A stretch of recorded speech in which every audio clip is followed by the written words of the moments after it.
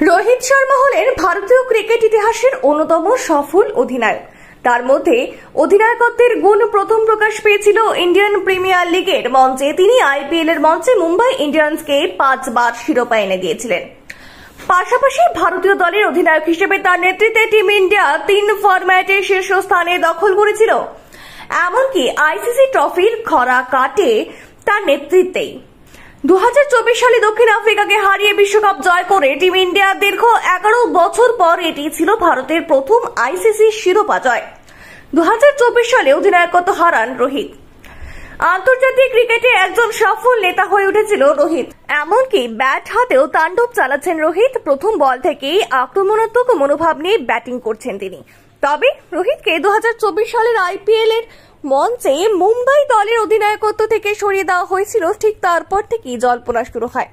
ভারতীয় দলে টি20 অধিনায়ক হওয়া সত্ত্বেও তাকে মুম্বাই দলের ক্যাপ্টেন্সি পদ থেকে এভাবে বিতাড়িত করাটা ভক্তরা কেউ মানতে পারেনি। যে কারণে গত মৌসুমে রোহিতকে নিয়ে চর্চা শুরু হয়েছিল। জানা গিয়েছিল 2024 সালে মুম্বাই ইন্ডিয়ান্সের হয়ে শেষ ম্যাচ খেলে নিয়েছেন রোহিত, যে কারণে 2025 সালে নিলামের মঞ্চে তিনি আবার নাম লেখাবেন। বেশ কিছু সূত্রের খবর অনুযায়ী রোহিত শর্মাকে আইপিএল 2025-এর আগে মুম্বাই দল ছেড়ে দিতে পারে। তবে এতে অবাক হওয়ার কিছু নেই। নিলামের মঞ্চে রোহিত আবার নাম লেখাবেন এবং তিনি বড় অঙ্কেও বিক্রি হবেন। কিন্তু সোশ্যাল মিডিয়ায় ভাইরাল হওয়া এক সাংবাদিকের মন্তব্য ইতিমধ্যেই চাঞ্চল্য সৃষ্টি করেছে। নিলামে রেকর্ড গড়বেন রোহিত।